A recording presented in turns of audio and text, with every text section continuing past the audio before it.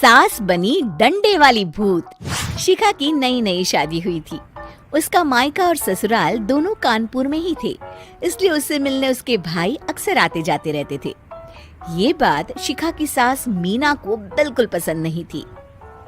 Mummy जी, आज राहुल भैया आ रहे हैं। कौन? तेरे चाचा का लड़का? जी मम्मी जी। अरे पर वो तो दिल्ली में रहता है ना?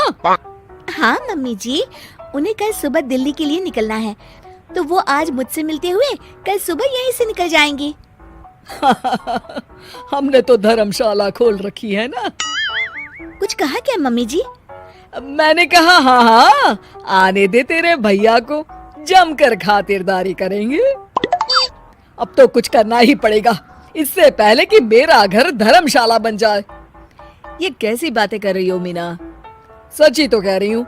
अभी इसकी शादी को साल भर भी नहीं हुआ और आए दिन इसके घर वाले आ धमकते हैं।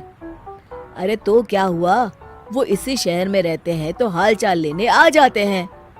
इस बार मैं उनका हाल और चाल दोनों ही बिगाड़ दूंगी। अब बहुत हो गया जी। अरे ये कैसी बातें कर रही हो, हे भगवान, बस आप तो देखते जाइए। शाम को राहुल आता है। नमस्ते आंटी, कैसे हैं आप लोग? हम लोग तो ठीक है, तुम कैसे हो बेटा? मैं भी अच्छा ही हूँ आंटी। बस आज रात के बाद नहीं रहोगे। चलिए भैया, मैं आपको हमारा घर दिखाती हूँ। रात में खाने के टेबल पर शिखा, रोहित कहीं दिखाई नहीं दे रहा। जी भैया, वो ऑफिस के काम से बाहर गए हैं, कल शाम तक आएंगे। अच्छा अच्छा। बेटा, क्या तुम भूत प्रेत में मानते हो? नहीं नहीं आंटी जी, पर अचानक आपको ये ख्याल कहाँ से आ गया? पता नहीं क्यों, कभी कभी मुझे लगता है जैसे रात के समय बैठक में कोई घूमता रहता है। ये आप क्या कह रही हैं मम्मी जी? हाँ, तुम लोग घबरा ना जाओ, इसलिए मैंने आज तक इस बारे में कुछ नहीं कहा। ये आपका वहम होगा आंटी जी, ऐसा कुछ नहीं होता। हो सकता है। चलो अब मेरा सोने का टाइम हो गया है तो चलती हूँ मैं। शिखा बेटा, राहुल के सोने की व्यवस्था वहीं दीवान पर कर देना। जी पापा जी। अब चलिए भी। अच्छा, तो बैठक में सोने वाले हैं साहबजादे। क्या बड़बड़ा रही हो? कुछ नहीं, आप सो जाइए। मीना और महेश के सोने के बाद शिखा और राहुल आपस में बात कर रहे होते हैं, तभी डोरबेल बजती है। अरे आप! सरप्राइज! काम जल्दी खत्म हो गया तो मैं आज ही चला आया। ये तो बहुत अच्छा किया। देखिए राहुल भैया भी आए हुए हैं, आप दोनों का मिलना भी हो जाएगा। कैसे हो रोहित? मैं तो ठीक हूँ भैया। शिखा, मैं भी आज यहीं सो जाता हूँ, राहुल भैया से बातचीत भी हो जाएगी। अच्छा अच्छा, ठीक है। मीना आधी रात को उठती है, कंबल मुंह से पैर तक ओढ़ के डंडा लेके बैठक में आती है और देखती है दीवान पर चादर ओढ़े कोई लेटा हुआ है।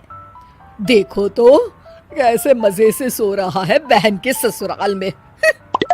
मीना ताबड़तोड़ 4-5 डंडे मार देती है। अरे मर गया, अरे बचाओ बचाओ, कौन है? मीना जल्दी से अपने कमरे में भाग जाती है। हे भगवान, ये मैंने क्या किया? ये रोहित कहाँ से आ गया? लगता है ये नालायक राहुल मेहमानों वाले कमरे में सो गया होगा। आज तो इसकी खैर नहीं।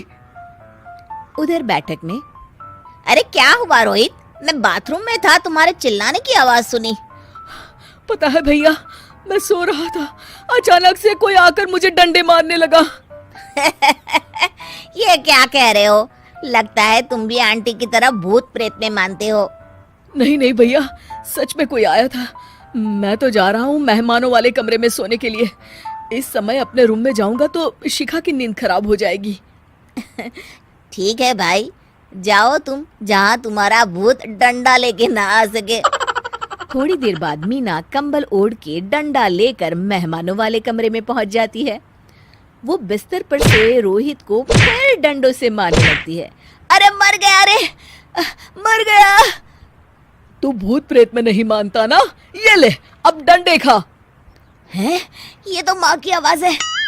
रोहित कंबल खींच देता है। बेटा तू, अरे ये क्या कर रही हो माँ? मार मार के मेरा भरता बना दिया आपने। माफ कर दे मेरे लाल, मैंने तो तुझे ही मार मार के लाल कर दिया। मैं तो उस राहुल के बच्चे को सबक सिखाना चाहती थी। राहुल भैया को? हाँ बेटा, मुझे लगा अगर उसे डंडे मारूंगी तो शिखा के मायके वाले यहाँ आना छोड़ देंगे। हे भगवान, माँ ये घर शिखा का भी है, उसके घर वाले जब चाहे आ सकते हैं। हाँ बेटा, आज मुझे भगवान का इशारा समझ में आ गया। मैं कितना गलत करने चली थी और अपने ही बेटे को चोट पहुंचा दी। अब चुपचाप जाके सो जाओ माँ, और किसी को कुछ बताने की जरूरत भी नहीं।